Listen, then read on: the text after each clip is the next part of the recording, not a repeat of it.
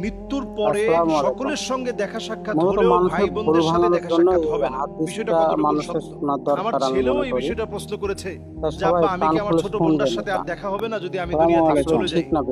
তো এটা প্রত্যেকটা মানুষেরই হৃদয়ে লাগার মতো একটা বিষয়, আসলে দেখা হবে কিনা। খুব বেশি ভাইরাল হওয়াতে এই বিষয়টা নিয়ে কথা বলা আমি দায়িত্ব বলে মনে করছি। আপনারা নিশ্চয়ই যারা দেখেছেন এই বিষয়টি, এটা একটা ভিডিওর মাধ্যমে ছড়িয়ে পড়েছে এবং অনেকেই সেই ভিডিওর সাউন্ড গুলো শুধু ধারণ করে লিপসিং এর মধ্য দিয়ে এটা আরো বেশি ছড়িয়ে দিয়েছে। আল্লাহ রাব্বুল আলামিন বলছেন, সেদিন লোকদেরকে আলহাকনা বিহিম যুররিয়াতাহুম, তাদের নিজেদের আত্মীয় স্বজনের সঙ্গে মোলাকাত করায় দেওয়া হবে। আলহাকনা বিহিম যুররিয়াতাহুম, ভাই তার বোনকে পাবে, বোন তার ভাইকে পাবে। অবস্থা দেখবে সেদিন এমন হবে যে ভাই হয়তো জান্নাতি, বোনটা হচ্ছে জাহান্নামী। দেখার পরে বলবে যে আল্লাহ, আজকে আমার বোনের গায়ে জাহান্নামের পোশাক কেন? আল্লাহ রাব্বুল আলামিন সেদিন যদি মাফ করে দেন, এটা আল্লাহ রাব্বুল আলামিনের ইচ্ছা। আর যদি মাফ না করেন, তাহলে ওই দেখাটাই শেষ। এরপরে যদি আল্লাহ তাআলা দেখান তাহলে ভিন্ন বিষয়। তাহলে বোঝা যায় যে মৃত্যুর পরে ভাই তার বোনকে দেখতে পাবে, বোন তার ভাইকে দেখতে পাবে।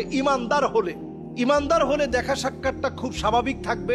যখনই মন চাবে আপনি দেখা সাক্ষাৎ করতে পারবেন। আল্লাহর জান্নাতে বাড়ি হবে এমন, এক তালা থেকে আরেক তালা হবে। মা বাইনা সামাই ওয়াল আরদ, জমিন থেকে আকাশ যত দূরে, আকাশ থেকে জমিন যত দূরে, জান্নাতের এক তালা থেকে আরেক তালা হবে এত দূরে। সুবহানাল্লাহ বিহামদি। সেই জান্নাতের ভিতরে আল্লাহ তাআলা দেখা সাক্ষাৎ করিয়ে দিবেন। সেদিন কিছু মানুষ আল্লাহর কাছে বলবে, কানু ইউসাল্লুনা মাআনা, আল্লাহ এই মানুষগুলো, এই যে আমার ভাই, এই যে আমার বন্ধু, আল্লাহ এরা তো আমার সঙ্গে একসঙ্গে নামাজ পড়তাম, আমরা দুই ভাই একসঙ্গে যেতাম, আজকে আমি জান্নাতে ও জাহান্নামে, আল্লাহ আপনি মাফ করে দেন না। সেদিন যখন এইভাবে আল্লাহর কাছে ফরিয়াদ করবে, আল্লাহ যার ফরিয়াদ কবুল করবে, আল্লাহ বলবে যাও তাকে জাহান্নাম থেকে নিয়ে আসো। সেদিন গিয়ে আত্মীয় স্বজন একে অপরকে, বন্ধু বান্ধব একে অপরকে, ভাই তার ভাইকে টেনে নিয়ে আসবে। এটা হিসাবের বা বিচারের একটা পর্যায়ের কথা বলছি। তাহলে সেখানেও সাক্ষাৎ হবে। এবার আসেন আল্লাহর জান্নাতের ভিতরে বিরাট একটা মাজমা হবে।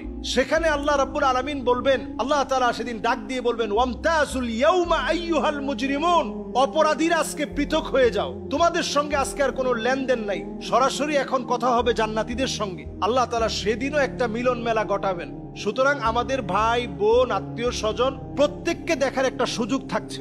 এরপর নবীজি সাল্লাল্লাহু আলাইহি সাল্লামের আরেকটি প্রসিদ্ধ হাদিস, সেই প্রসিদ্ধ হাদিসের বক্তব্য অনুযায়ী বোঝা যায়, নবীজি কবর জিয়ারত করতে গেলে নবীজি বলতেন, আসসালামু আলাইকুম দারা কওমিন মুমিনিন, আতাকুম মা তুআদুন গাদাম মুআজ্জালুন ওয়া ইন্না ইনশাআল্লাহু বিকুম লাহিকুন।